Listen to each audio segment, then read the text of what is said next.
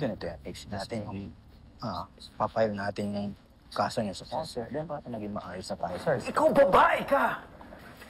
Huwag na uling magpaparamdam sa apo ko. Ang laking kahihiyan ng ginawa mo sa birthday niya! Sir, please. Pa, anak ko pa rin si Xavier. May karapatan ako bilang ina niya. Matagal nang nawala yung karapatang yan magmula nung pinatay mo ang anak ko. Utang na loob! Tantanan mo na yung apo ko! Counsel, please discipline your client. Come on, ma'am, please. Ito na tayo.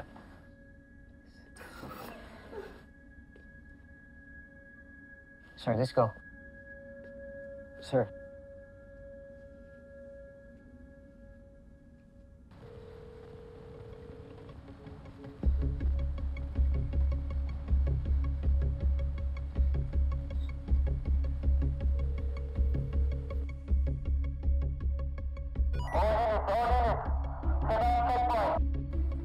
Sir, may nakatakas daw na suspect sa operation kanina. At ang sabi, pagawin na raw dito ang suspect sa area natin.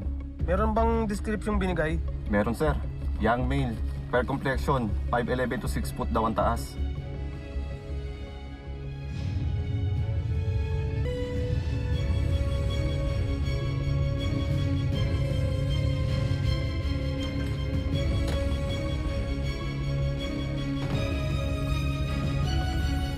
Salamat po. Balik po kayo.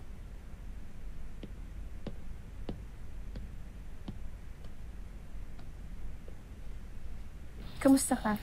Okay ka lang? Opo, okay lang po ako. Look, Princess, ayokong makialam kung anong issue niyo ni Libby kay Xavier. Pero kung ako sa'yo, ikaw na ang umiwas at ikaw na rin ang umintindi. Kasi alam mo naman ang ugali ng anak ni ate, di ba?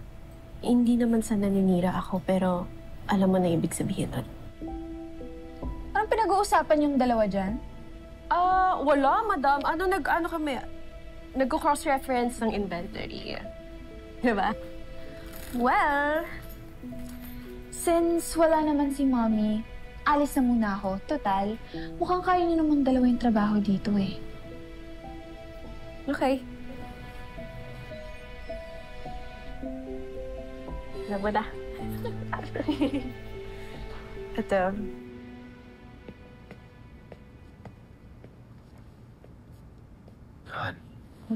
Han,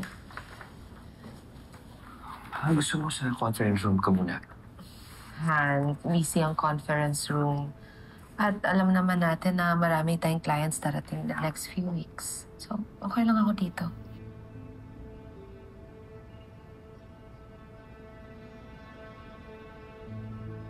Salamat. Salamat sa sakripisyo mo. I really appreciate your effort. I will do everything para protektahan ang pamilya natin. I know this is not an ideal situation, but I need to secure our company and our family's future.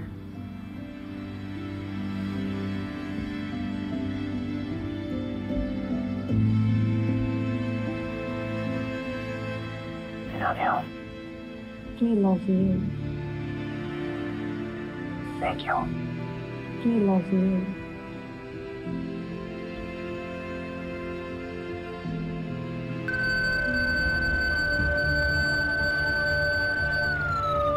Bravo.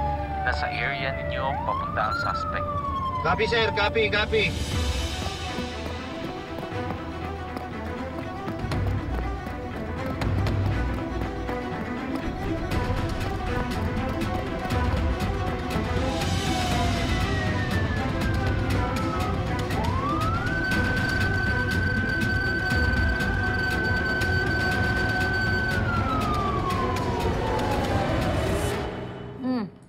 Okay, salamat naman at nandito na siya. Pwede na tayo mag-start. Nandito na si Charlene. Divina, anong meron? Nagpatawag ako ng meeting sa lahat ng involved sa kumpanya natin. Saan? At nasaan si Raymond? Busy siya. Busy si Raymond. Inaasikaso niya ang repairs ng mga eroplano na nasira sa nangyaring nakawan. At kausapin niya yung mga security tungkol dito. Pero hindi natin siya kailangan sa meeting na to dahil pinatawag ko kayo para ipakilala ang sarili ko bilang bagong Chief Operating Officer ng kumpanya na to.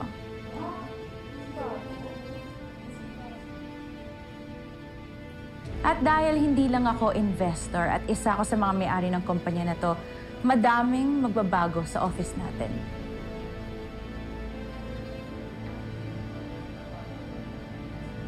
Effective immediately, simula bukas, lahat kayo mag-uniform. Kailangan nyo mag-white na blouse hanggang dito, nakabotones hanggang leeg, blazer at black pants. Alalahanin nyo, aviation company tayo, we have to look it. Hindi yung parang katawan natin ang binibenta natin.